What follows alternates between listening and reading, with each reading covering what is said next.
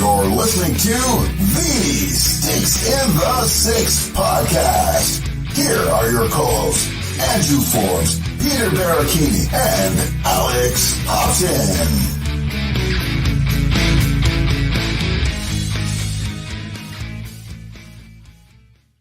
Good evening, everyone, and welcome to episode 142 of Sticks in the Six, brought to you by the fine folks at the Indie Ale House and the Hockey Podcast Network. Before we jump into, it was a kind of a light week for the Maple Leafs with the Swedish trip, but before we jump into all that fun stuff, let's throw it to you guys first. Peter, how are you doing this week, buddy? Yeah, kind of quiet because, leading up to it, no games. They only play 2 games, and now it's kind of like the quiet lull leading into the Thanksgiving or the American Thanksgiving long weekend. And yeah, it's been kind of quiet, but you know what? It is what it is with the scheduling. But so far, I am good. As you can tell, we're already decked out for Christmas already, and we're already starting into the holiday baking. So we're getting, a good supply of cookies and everything like that. So the sugar levels and everything is going up right now. So yeah, like I said, Christmas time is always early at my place. Hey, feel free to send me some of those cookies. Maybe I'll take a full 10 if you want. But buddy, we have cookies galore. I could FedEx them to you or like express post it. I will have a bunch left over. I'm telling you right now. There you go, Alex. How you doing, buddy? Doing good, man. I got an opportunity this week that I never ever thought that I'd say a sentence like this out loud. But I'm gonna be playing guitar for a country singer this week. And we were talking earlier today, Forbes. I'm going to be in your neck of the woods tomorrow. That's right. I have a buddy down here in Niagara with me who's I know him through the music scene. My band's played a bunch of shows with his band down here and in our area and Kitchener and stuff like that. And he approaches me a couple months ago and asked me if I want to play guitar for his country project. He decided he wanted to try playing some country music recording and stuff. And I've never been a huge country music guy when it comes to listening, but it's pretty damn fun to play. I can't lie. And so he was last minute. We recorded some songs and I played guitar on his songs. And then last minute, a couple days ago, he reaches out and he's like, "Hey, I got an opportunity to open up some shows for an up and coming artist in Ontario. She's from Uxbridge. Her name is Robin Ottolini, and she apparently just toured with fucking Shania Twain. So, I mean, little Canadian content. I mean, that's a pretty crazy degree of separation right there. I was about to say, like, if you're opening up for Shania Twain, I mean, that's got to be huge, right? So I couldn't even imagine myself in that situation. But yeah, so that was kind of a last minute development this week. But I'm looking forward to getting out and playing some shows. It should be fun. I'll tell you this: Beautiful. I grew up on country music, so like the Conway Twitties, the Dolly Partons, Tanya Tucker, all that kind of fun stuff. And Forbes, it sounds like you got to bring all your coworkers on a field trip. That's right. I'm runners tomorrow. I was gonna say Shania Twain, big crush when I was like a 10-year-old boy. So there you go. It should be a big crush when you're a 35-year-old man too. Are you 35? Did I get the age right there? No, yeah, I'm 35, buddy. I'm 35. Good. I was worried I overshot for a second. I would have felt bad. That's all right. I think the beard makes me look a little older. I had my uncle the other day tell me that he's like, when are you going to shave that thing off? You're looking like you're 40. I'm like, I almost am 40. Give me a break here, bud. But yeah. Anyways, boys, not much to talk about this week. It was a little bit of a lighter week on the hockey front for the Maple Leafs. But certainly we have the global series that we want to touch on, and King William doing his thing in Sweden and really not letting us down in that live broadcast there, Peter. But let's get right into it. Leafs come home 2-0. Some pretty close games. Some, certainly some sweating throughout those final few moments. And Peter, we'll throw it to you first. What did you think of the global series and how the Maple Leafs did? I mean, in terms of actual the actual event itself, I thought it was phenomenal. Like, especially with one of the big name hockey players from Sweden going over there and playing, living up to the hype. And even so, like Joel Eriksson Ek, Lucas Raymond, all native or natives from Sweden as well.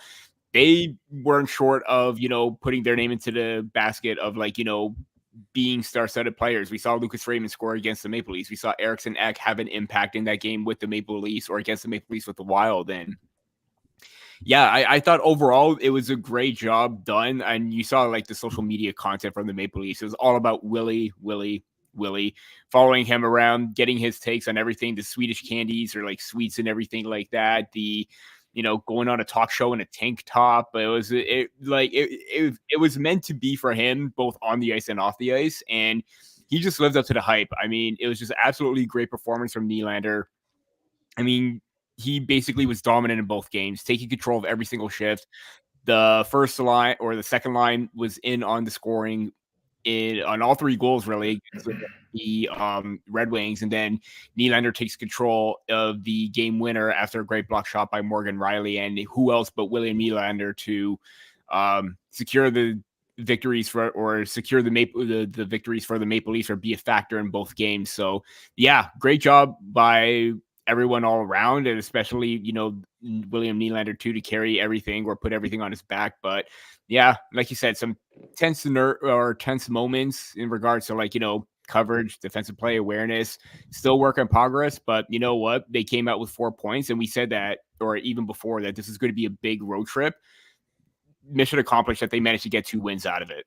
I'm not gonna lie, I thought you were calling William Nylander Swedish candy. So I was gonna roll off on that for a second. Is that incorrect?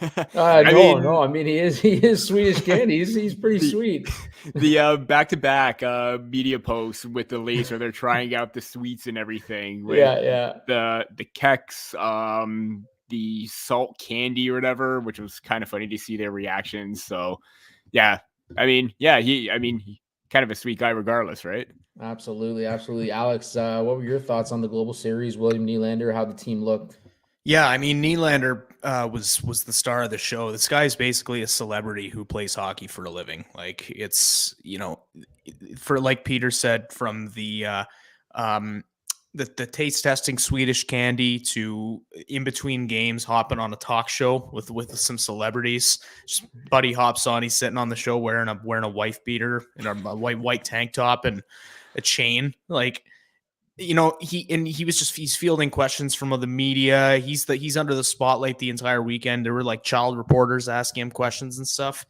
It's just, this guy is a star, honestly. Like in every like definition of the word, he's a star. And I think that's something that's going to have to come up into consideration when we're talking about his extension, which I know we don't want to talk about and we're not going to, but when you talk about worrying about fitting Nylander's, having the money to pay him or whatever, it's starting to look more and more like one of those situations where you just kind of have to fork out the money and pay him and then worry about it later, because his like the fact that there's just no thoughts, only vibes in between his ears, like you can't have a more perfect mindset for the Toronto market than that.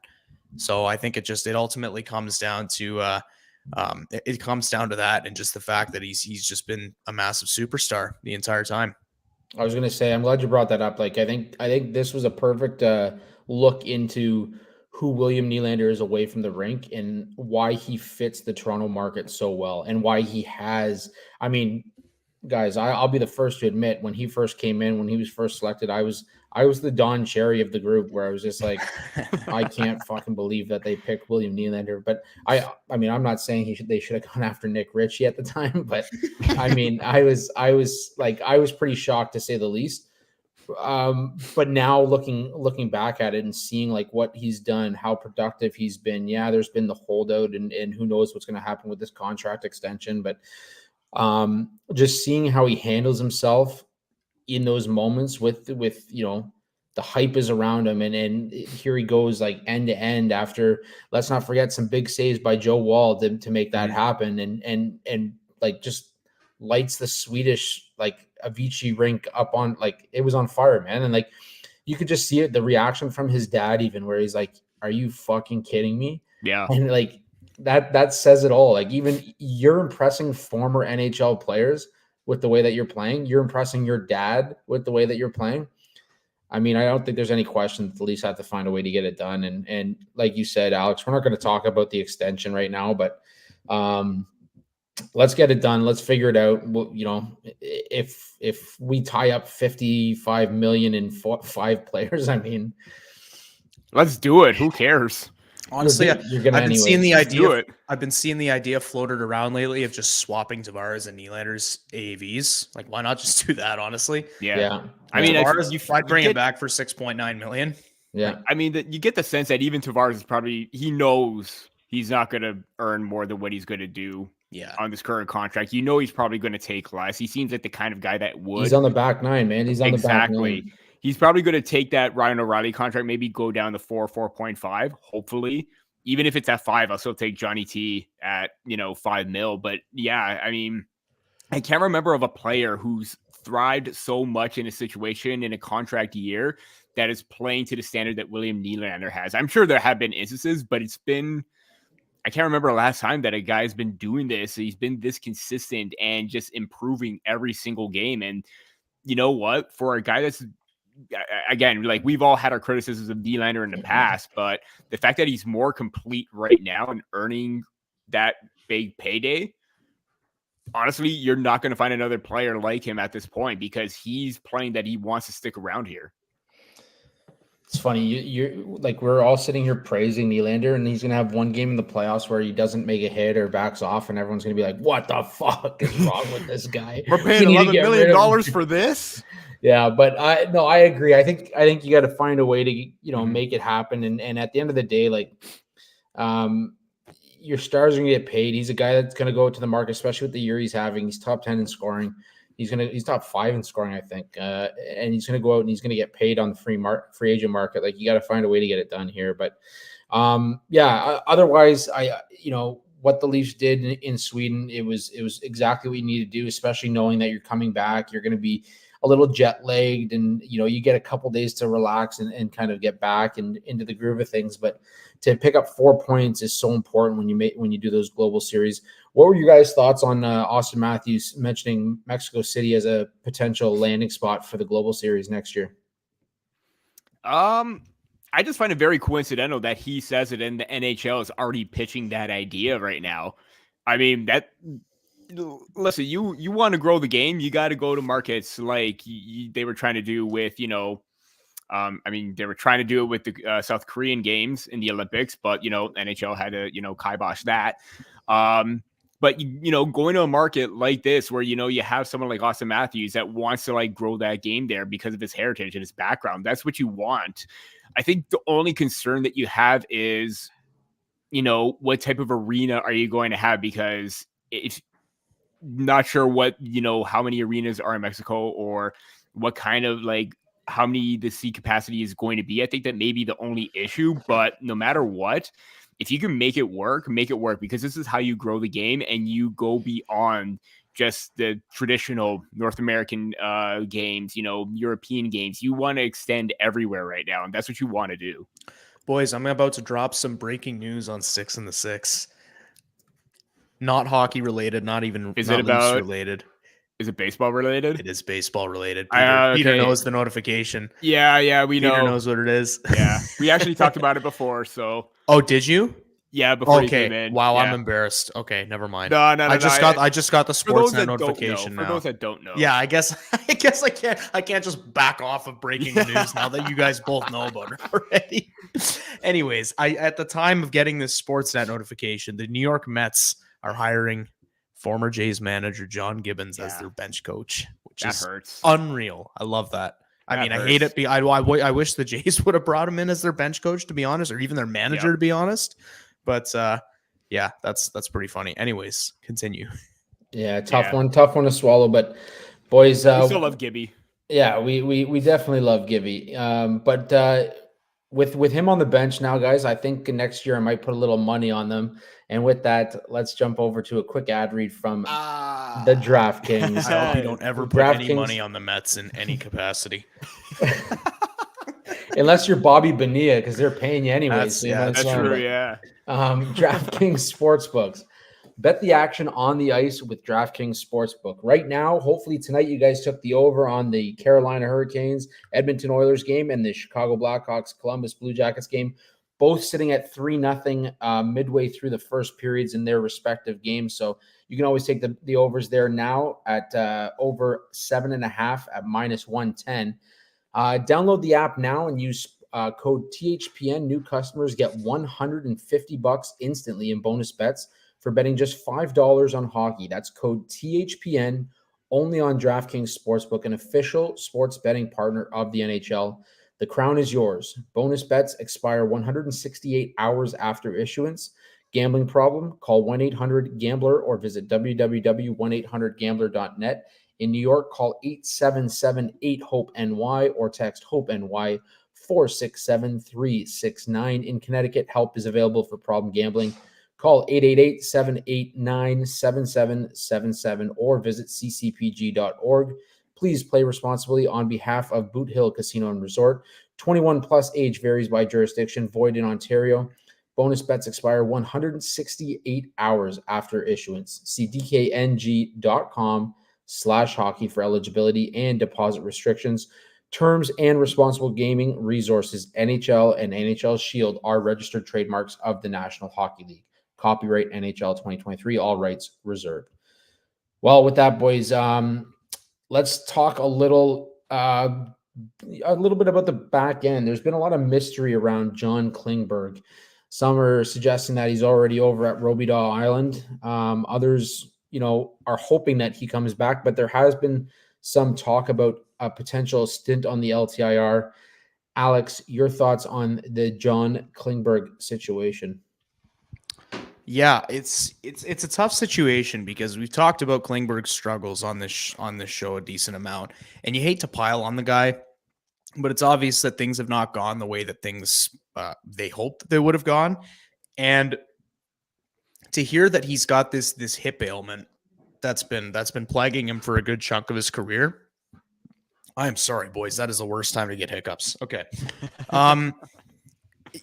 Considering the fact that these hip injuries have plagued him for the past couple of years, it sounds like, you hate to see the way that things have gone for him. And ultimately you got to start thinking about, or he has to start thinking about life outside of hockey. And I know that term mostly applies for concussions, but I think that in this scenario, it's unfortunate to see because, they brought him in under the expectation that he'd be able to contribute in an offensive role, and he wasn't able to do that. And, to see him dealing with the injury now and what should have been a great trip for him because, he's from Sweden, and the fact that he was over there and barely got any media coverage or anything like that. And, all we heard about him was that Keefe said he struggled on the plane ride over there and back. Like you start feeling bad for the guy at a certain point. And I feel bad for him right now, as much as the signing hasn't worked out. I mean, I hope that whatever the next step is the right one for him when it comes to his health, because like we always say about players who are battling injuries like this, like it's not worth pushing through if it screws up your life after hockey. Right. Mm-hmm. So, Yeah, Peter, your thoughts on John Klingberg, that situation, and what the Leafs can do on the back end? Yeah, like Alex said, you got to look out for your health first and foremost, and it just seems like everything compiled onto one, where he started off kind of on a good start, where he had like 5 assists in like a short amount of time, and then the lull kicked in where he wasn't playing well. And even Darren Dreger on TSN, believe it was Overdrive too, he believed that it was during that game against the Florida Panthers where maybe he may have tweaked something. And then you start to notice everything later on, how his movement isn't all that great. And you start to get concerned, because if this is something that has plagued him for a long time and he hasn't gotten the help to try and overcome this or heal up in like this, can't remember how many years it's been. I don't think we even know the timeline, but if it's been plaguing him for some time, that is a concern if he's trying to play through that even before his time with Toronto. You don't want to think of worst case scenario, but I'm thinking, what if it gets to that level of Matt Murray, where believe it was in a post by Nick Barton on November 20th, where Keefe said that, they're going to try to be a little bit more aggressive with treatment for him going forward. It's just taking a little bit longer for him to bounce back. At what point do you start to think that maybe treatment isn't the right necessary thing. Maybe you do need surgery and you need to go a little bit further, and the timeline is going to be even longer, where he's, instead of 3-4 weeks, it could be months even. And that's where I'm a little bit concerned with that, because the Maple Leafs signed him. He wanted to try and prove himself. It looked like that, and it's just not working out right now. Boys, I have some more two more forms of Sticks in the Six breaking news. It's not really breaking news, but more just live updates. The Edmonton Oilers are currently losing 4-0 to the Hurricanes in the first period. Yeah, and there goes Connor McDavid on my fantasy team. I just want to point out as well. -2, let's go. They haven't tweeted the 4-0 update yet. Or yes, they have. They just did.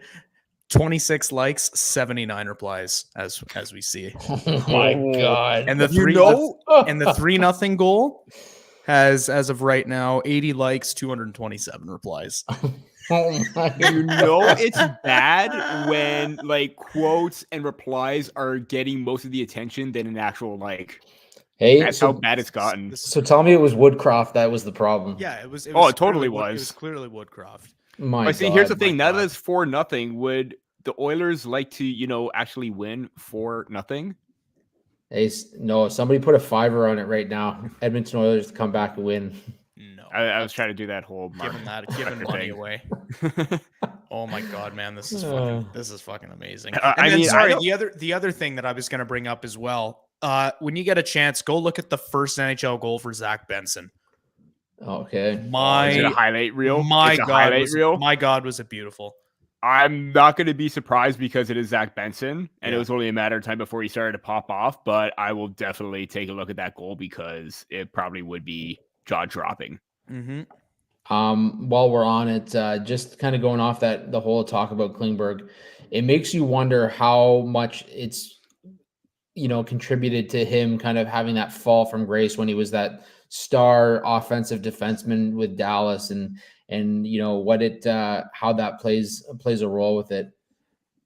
Oh my, that's sick. That's just sick. I just watched the Benson goal. That's sick. Yeah. That's like, imagine having the confidence to do that before you've even scored in the NHL even once. Filthy. Imagine being a Buffalo Sabres fan right now and knowing the youth and the youth talent movement that you have coming up. I'm happy. I'm happy for Sabres fans, to be honest. Yeah. The majority. To be honest, like I said, I live in Niagara, so the Sabres are just as much Niagara's team as the Leafs are. Yeah. Mm-hmm. And so I know a decent amount of Sabres fans, and they deserve that. It's been a rough go for them. Man, Luukkonen, Levi, you got Owen Power, you have Benson, you have Middlestad who's still playing well, Matt Savoy, it's a ridiculous team. Yeah, Gary Kulich. And also, I'm just looking at this back right now. 13th overall. There's no way in hell that Benson should have dropped outside that top 10 if he's going to be pulling moves off like that. And the Buffalo Sabres are just laughing all the way right now. Yeah. Massive steal.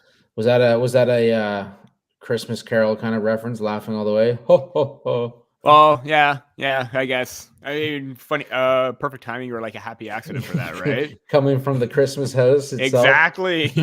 I make those quips even when I don't even realize it. That's right. That's how in the Christmas spirit you are. Yep. Anyways, guys, coming off this Klingberg information, obviously Klingberg. I know you're gonna say that. I held back. I saw the smirk. I'm like, you motherfucker. For the record, I was gonna hold back. I didn't say. I couldn't help the smirk, but everything's going on this episode. Oh my God. My God, that was hilarious. I'm crying, man. Anyways, boys, we all know the conversation that's going on involving the Calgary Flames, Nikita Zadorov, Chris Tanev. Do we get both? Do we just go for one? Which one is it going to be? So I'm gonna put you both on the spot. Peter, you first. Zadorov or Tanev, and if you're going with Zadorov, I want to know what. Actually, either way, I want to know what your package is. Ooh. Okay, I say you go after both, but I think Zadorov is more of a priority right now, given how he requested that trade. not necessarily don't know what's going to happen with the rest of the free agents for Calgary, but I assume Chris Tanev the Flames would get a decent return for him no matter what. I think Zadorov is more of a priority. If you can get Tanev in a big package deal, great. Get what is it that Ricky from Trailer Park Boy says? Get two birds stoned at once. Yeah. So if you could get both in that deal right now, I think automatically you're looking at, there's been rumors that Nick Abruzzese could be that prospect going back because of his relationship or like being teammates with Matt Coronado before, so they could renew that chemistry right there. So if he's a prospect going forward, you're probably looking at a first, a second, maybe a fourth and fifth as well. So maybe that fourth and fifth could be for Tanev, and that maybe package of Abruzzese, a first and a second, could be for Zadorov. But if you're involving Zadorov or you have a top tier prospect, maybe you could take away that first. And maybe if you involve John Klingberg with his contract, but then again, you don't know his injury situation. So there are a lot of variables up in the air right now, or something that I thought would be a decent trade proposal a week or so ago before we found out about this, his injury could be a little bit different, but you're probably looking at, maybe even a couple youngsters too. Maybe you do throw in a Pontus Holmberg. Maybe you do throw in a Bobby McMahon, possibly, as well as other names to, try and build up that possible deal. Alex, what do you if you're Brad Treliving, what are you going after? And are you going after both? Are you going big? What are you looking at? I mean, you have to go big here. This is the first time where I can confidently say that by the time April rolls around, I don't think the Leafs are going to need to add any decent name forwards. Mm-hmm. I think that it's a long season, but I think if their third line stays intact and Robertson actually plays a full season and Nyes keeps thriving on the top line and Bertuzzi, picks it up, he's a second half player himself. Then I don't think that outside of maybe a fourth liner, like a depth forward at the deadline, I don't think the Leafs have any necessity to trade for any forwards. So at that point, I'm going big. And I think that Zadorov and Tanev both bring different elements. I think that Tanev is a lot like what Luke Schenn was last year, in that I think he could slide in alongside Morgan Rielly, which would take some of the pressure off of TJ Brody and, not make him play 28 minutes a night like he did with Jake McCabe in last year's playoffs. Excuse me. So, I think that given that Tanev has that ability and he can I could see him sliding in seamlessly with Morgan Rielly on that top pair. Then you bring in Zadorov, who's left-handed, but he's instantly would be their most physical defenseman. He's good at clearing the crease, and he has a weird amount of offense. He scored 14 goals last year, which is a little bit shocking. But they're two defensemen that provide two different needs. And I think that if you're trusting your offense, which I think they should to get the job done, you got to go big on defense. And I think there's no better way to do that than by just packaging for both of those players. They have the assets to do it. So I heard of a comparison of teams that go all in for the playoffs. They add in those type of players like a Zadorov and a Tanev. And the best comparison was the Vegas Golden Knights, how they shored up their defense, where maybe you don't get a whole lot of offense, but you get those guys that are always tough as nails to play against. And I know they probably have, the forward depth up front, that they had those necessary pieces anyways. But if you add in those two players right then and there, both can lay the boom, both are physical. Zadorov has maybe just a little bit more offensive upside with that shot and even the playmaking. But either way, you're set on the back end because those guys are tough to play against. So, yeah, that's definitely something that needs to be done right away. Yeah, no, I agree with both of you. I think, one, if you're going to go for just one of them, I think Zadorov, he's younger, decent contract, has the numbers, has the physical, wants to be out at Calgary. I think there's too many things playing in that favor. That said, I think you go for both as well. I think the assets are there, and as much as you I've always been one that gets attached to people within the players within the system, and get a little butthurt when you see one of your favorite prospects dealt. That being said, to win a cup, you got to go out there and you got to get rid of some of the assets to bring in the pieces that you need to solidify your team going into the playoffs. And you guys said it. If you get Zadorov, you get Tanev, all of a sudden your decor is shored up, and goaltending isn't as big of a talking point heading into the playoffs, because now you've got this big lineup in front of them, and regardless if it's Samsonov, regardless if it's Wall, regardless if it's somebody else, they've got guys that can clear the net and play physically in front of them. So I think, in an ideal world, you go out and get both. I think otherwise the Leafs are it's Tree Living brought Zadorov in. He wants him. I think he sees what he can add to the team. I'd be shocked if you don't see Zadorov in blue and white by the end of the season, but otherwise, Easton Cowan, from surprise first round pick to all of a sudden on Canada's radar for the World Junior Championship. Alex, some people have him penciled in on the fourth line of the final roster, making the cuts. What are your thoughts on Easton Cowan possibly playing at the World Juniors? Every year on Team Canada, it seems like there's one guy that starts out on the fourth line and then gets bumped up in the lineup and ends up being a huge part of the success. I think Cowan could be that guy this year. Absolutely no bias. He's he is a wicked player, and the step forward that he's taken this year, he's already over half of what he's already tallied over half of the points that he got last year in 52 less games. Mm-hmm. Like, this guy is tearing it up. He's just barely outside of the top 10 in OHL scoring, but he's also played 5 or 6 less games than anybody else on that list because he was with the Leafs. He was one of their last cuts in training camp. And I just think the guy's blue collar mentality and, his hound dog mentality, as he likes to call it, the fact, he's a hard worker, hard forechecker. I just think that he's got what it takes to be an impact player for Team Canada. And I will happily eat my words. I was shocked when they drafted Cowan. I was a little confused.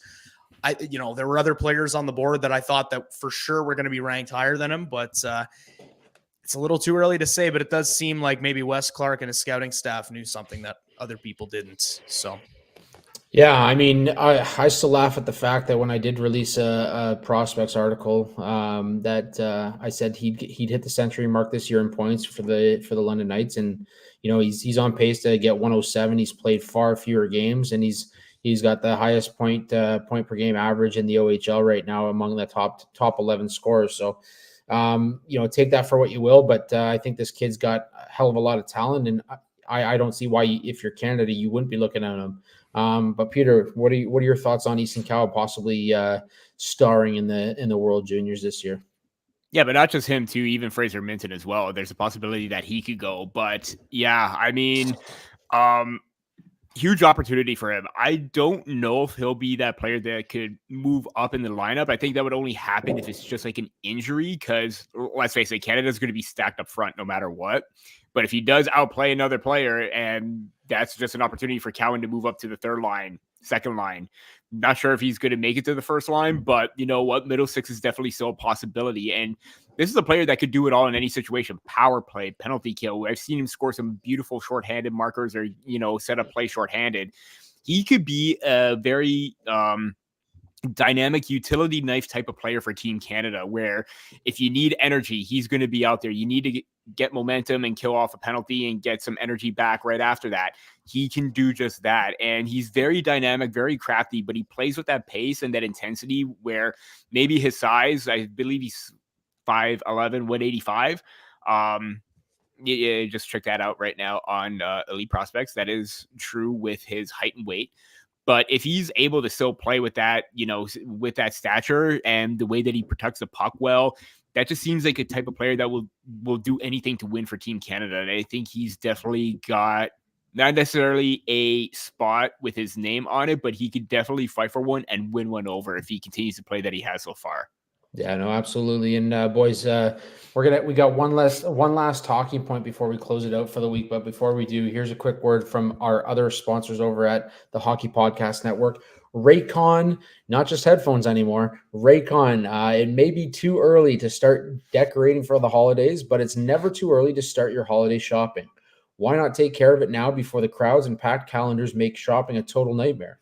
Especially when you can get some of the best deals of the season well before Black Friday. You can shop Raycon products right now and save up to 50% off because their early Black Friday sale is going on right now.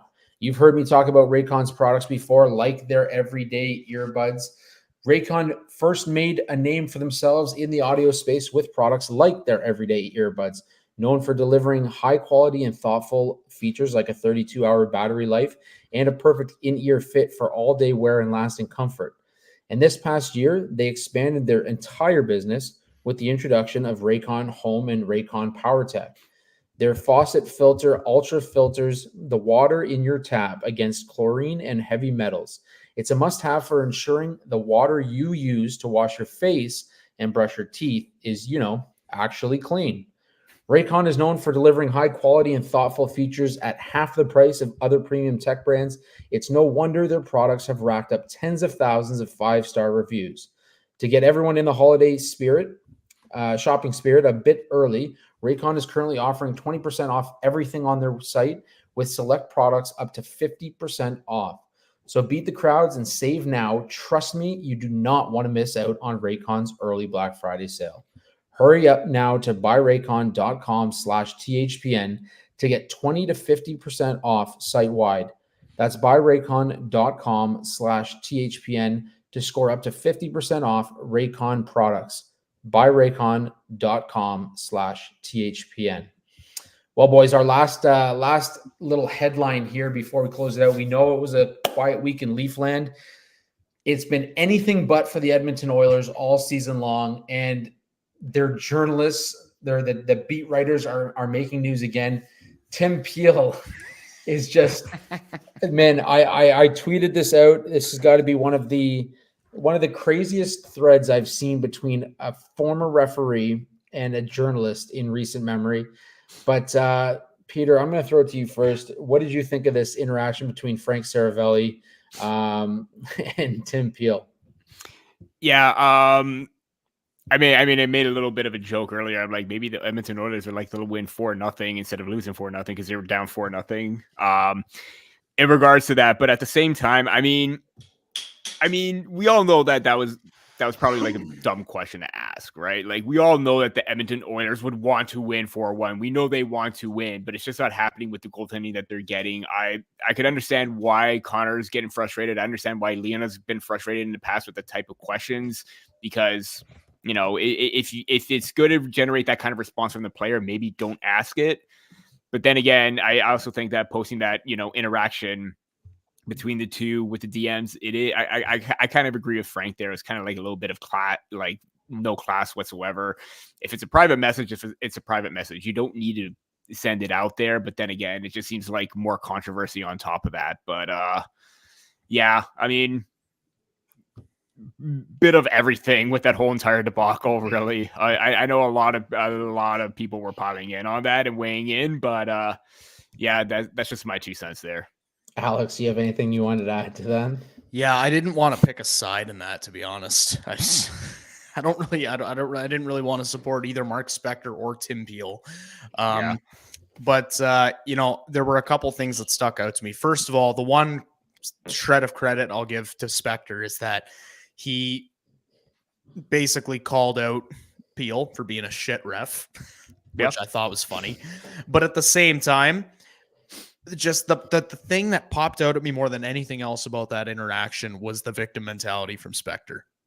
Mm-hmm. That guy, he, first of all, to message someone because of how angry you are is first and foremost a sign of weakness. And then you move on from that and move to the part where he's like, I've been a very good read for many years of my career or something like that. It's like, dude, if longevity, like I tweeted the other day, if longevity is your biggest claim to fame, you use the same thing when you talk about Steve Simmons. He's been doing it a long time. Doesn't mean he was good at it. Yeah.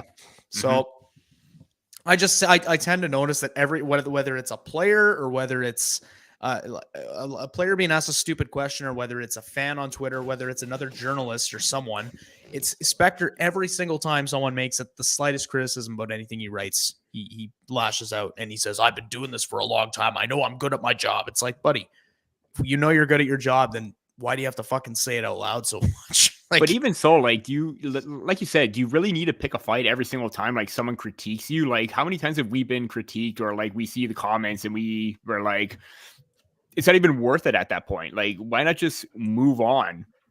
Like that's what I don't get. as soon as I saw it, I knew I wanted to talk about it on here. One, because of the whole Spectre Draisaitl incident that happened, what was it, last year?